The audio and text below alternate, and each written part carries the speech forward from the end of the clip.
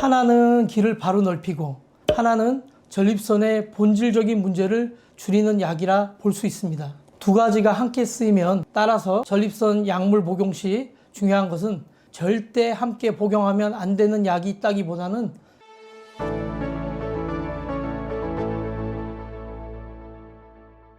안녕하세요. 유로진 남성의원 부산점 김태경 원장입니다. 전립선 약을 처방받으면 많은 분들이 가장 먼저 평생 먹어야 하나요? 라고 물어보십니다. 오늘은 전립선 약이 몸에서 어떻게 작용하는지, 언제 효과가 좋은지, 또 어떤 상황에서는 한계가 생기는지까지 정확하게 설명드리겠습니다. 부작용과 장기 복용의 안정성, 그리고 약효를 높이는 생활습관도 함께 알려드리겠습니다. 전립선 증상이 소변이 잘 안 나오거나 또는 야간에 소변을 보기 위해서 자주 일어나는 증상이 있으니까 이런 증상들을 완화시켜주는 효과가 있습니다. 주무시다가 일어나시는 것을 야간요 또는 자주 일어나는 것을 야간 빈뇨라고 얘기하는데, 인체에서 항이뇨 호르몬이라는 것을 분비해서 젊었을 때는 이 소변의 양을 조절한다거나 아니면은 주무시다 일어나는 횟수가 적지만은 나이가 드시면 항이뇨 호르몬의 작용이 떨어지거나 분비가 적게 되기 때문에 이런 항이뇨 호르몬 약을 처방해 드리면은 야간요나 야간 빈뇨 횟수가 줄어들게 돼 있습니다. 전립선 약은 단순히 소변을 잘 나오게 하는 약이 아니라 전립선과 방광의 조화를 다시 맞추는 역할을 합니다. 약은 두 가지로 나누어 설명하면, 첫 번째 길을 넓히는 약, 알파 차단제입니다. 요도를 잡고 있는 근육을 부드럽게 풀어서 소변 길을 넓혀주는 원리입니다. 길이 넓어지면 소변이 탁 하고 떨어지는 느낌이 들기 시작합니다. 효과가 빠르기 때문에 급하게 힘들어하는 환자들에게 큰 도움이 됩니다. 두 번째, 전립선 크기를 줄이는 약 5-ARI 제제입니다. 전립선이 커지는 데 관여하는 DHT를 줄여서 전립선 조직이 서서히 작아지게 만드는 약입니다. 즉, 하나는 길을 바로 넓히고 하나는 전립선의 본질적인 문제를 줄이는 약이라 볼 수 있습니다. 두 가지가 함께 쓰이면 단기, 장기 효과가 나타난다고 볼 수 있습니다. 약효는 전립선 크기보다 방광 상태와 더 밀접합니다. 약이 잘 듣는 경우는 전립선이 중간 크기인 경우, 방광 근육이 아직 탄탄할 때, 염증이 심하지 않을 때, 증상 기간이 짧을 때 효과적입니다. 약효가 떨어지는 경우는 전립선이 매우 큰 경우, 잔뇨가 많고 방광이 이미 지친 경우, 또 배뇨근의 수축력이 약해진 경우, 너무 오랜 기간 증상을 참은 경우입니다. 이런 경우에는 약만으로 해결되는 문제인지 아니면 적극적인 방법으로 전립선 비대증 시술이나 수술 등 다른 치료 옵션이 필요한 상황인지 정확한 진단이 먼저입니다.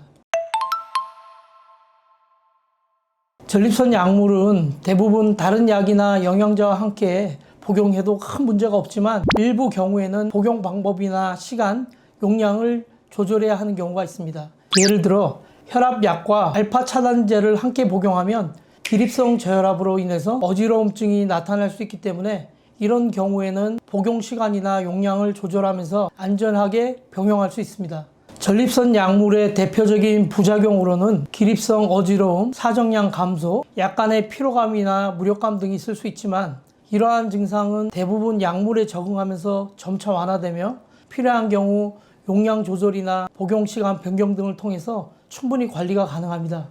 또한 탈모약과 전립선 약 중 일부인 5-ARI 성분이 겹치는 경우에는 약물 간 상호작용을 피하기 위해서 조정이 필요할 수 있습니다.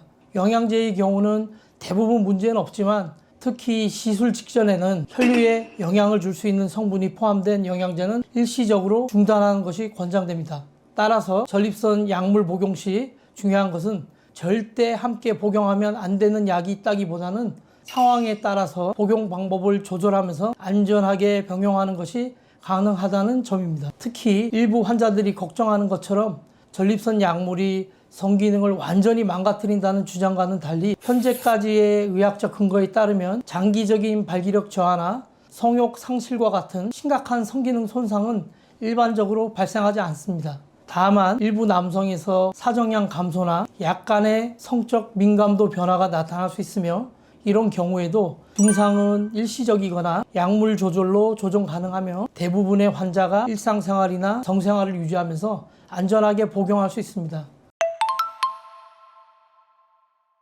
따라서 전립선 약물 복용 시에는 부작용 가능성을 이해하고 불편감이 지속되면 의사와 상의하여 맞춤형 조정을 하는 것이 가장 안전하고 효과적인 관리 방법입니다. 전립선 약물은 수십 년간 사용되어 온 약으로 장기간 복용에 대한 안정성과 효과에 대한 데이터가 풍부하며 대부분의 환자가 장기간 복용해도 큰 문제가 발생하지 않는 것으로 알려져 있습니다. 다만 장기 복용 시에는 정기적인 모니터링이 필수적으로 전립선 암 여부를 확인하는 PSA 검사, 전립선 크기, 잔뇨량, 방광 기능, 혈압 변화 등을 꾸준히 관찰하면서 약물의 용량을 조절하거나 필요시 다른 약으로 바꾸는 등 개별 환자의 상태에 맞춘 맞춤 관리가 이루어져야 합니다. 보통 전립선 약물은 증상과 검사 결과에 따라 몇 년 이상 장기적으로 복용하는 경우가 많으며 이러한 과정을 통해 증상을 안정적으로 관리하고 방광 기능을 보호하면서 불필요한 부작용이나 위험을 최소화할 수 있습니다. 전립선 약물의 효과를 최대한 높이기 위해서는 첫째, 압박, 혈류, 방광 자극 관리. 첫 번째, 오래 앉아있는 시간을 최소화하고 1시간마다 3분 정도라도 일어나서 가볍게 걷거나 전립선과 골반 주변을 줄이는 것이 좋습니다. 두 번째, 엉덩이나 회음부의 쿠션을 사용해서 체중 부담을 분산시키고 압박을 완화하는 것이 좋고요.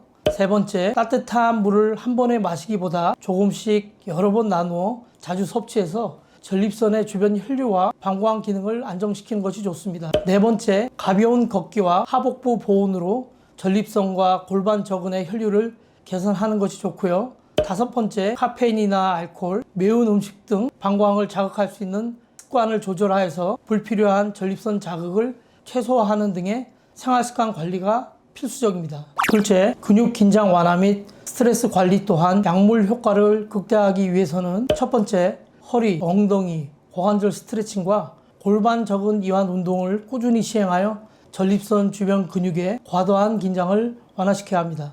두 번째, 자역을 통해서 골반과 회음부 근육을 부드럽게 풀어주어야 하고요. 세 번째, 자세 교정을 통해 장시간 앉거나 서 있을 때도 골반과 전립선에 가해지는 부담을 줄여야 합니다. 네 번째, 충분한 수면과 스트레스 관리를 통해 전립선이 교감신경 활성이나 긴장에 민감하게 반응하지 않도록 유지하는 것이 핵심이며 이러한 생활 루틴을 약물 복용과 병행하면 전립선 증상을 안정적으로 관리하고 약물의 효과를 최대화할 수 있습니다.